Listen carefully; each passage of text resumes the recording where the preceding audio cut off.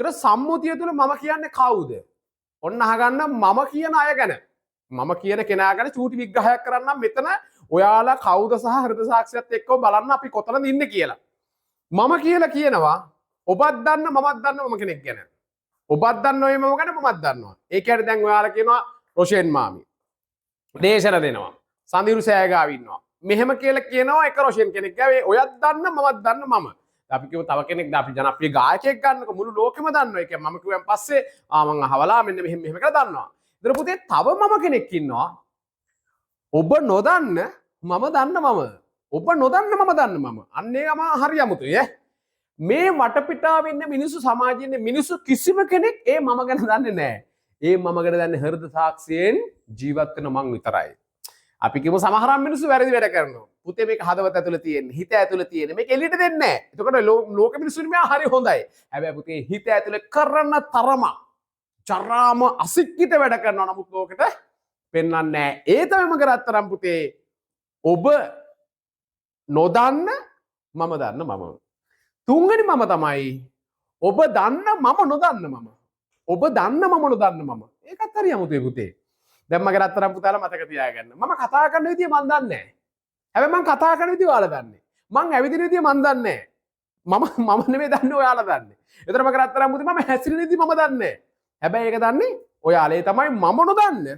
ඔයාලා දන්න මම ඔයාලා රොෂෙන් මාමි ඇවිදින්න මෙහෙම කකුල ඇද ඇද කතා කරන මහා සාද්දෙයි ඔක මට තේරෙන්නේ නැහැ පුතේ. ඒ තමයි මම නොදන්න ඔබ දන්න මම. අනිත් මම තමයි මගේ රත්තරන් පුතේ ඔබත් නොදන්න මමත් නොදන්න මම. ඔබත් නොදන්න මමත් නොදන්න මම. මේ හනවා හරි අමුතුයි. මං කොහෙන් මේ සසරට ආවද? මං ඊළඟට කොහෙද යන්නේ? මම ඊළඟ ඊට අප්පරේ මට මොනෝ වේද? මේ කිසි දෙයක් මගේ රත්තරන් පුතේ ඔයාලා දන්නෙත් නැහැ. මං දන්නෙත් නැහැ. ඒ නිසා තමයි කියන්නේ ඒ මමට කියනවා ඔබත් නොදන්න මමත් නොදන්න මම කියලා. අර දෙවෙනි එක ගැන චුට්ටක් කල්පනා කරගෙන ඉන්න මගේ රත්තරන් පුතේ. ඔබත් නොදන්න මමත් නොදන්න මම කමන්නේ. අපි ඒක හිත දුන්නු කරලා බලමු ඊළඟට වෙන්නේ මොකද්ද කියලා. එතකොට මම නොදන්න ඔබ දන්න මම ඒත් කමක් නැහැ. මම ඇවිදින විදිය මම කතා කරන විදිය ඔයාලා කියයි. හැබැයි පුතේ දෙවෙනියට කිව්වා මම දන්න ඔබ නොදන්න මම. හැබැයි ඔතින් හොඳ පැත්තකුත් තියෙනවා. සමහරක් අය ලෝකෙට පෙනෙන චරිතෙම ඇතුළේ තියෙන හරිම හොඳයි. සංවේදී. නමුත් එළිය නිකන් මිනිස්සු දකින්න මහා දරුණු දලබ්බර මිනිස්සෙක්. හැබැයි හිත ඇතුලේ කවුරුද කියලා මම දන්නේ නැහැ. ඒ නිසා මගේ රත්තරන් පුතේ ඔබ නොදන්න මම දන්න මම තමයි. හොඳ වෙන්නත් පුළුවන් නරක වෙන්නත් පුළුවන්. හෘද සාක්ෂියත් එක්ක ජීවත් වෙන්නේ.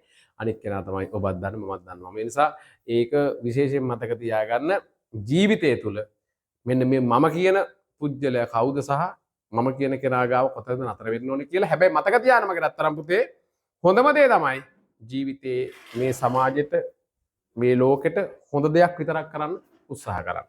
පෙරුවන් සරණ වලට කාටත්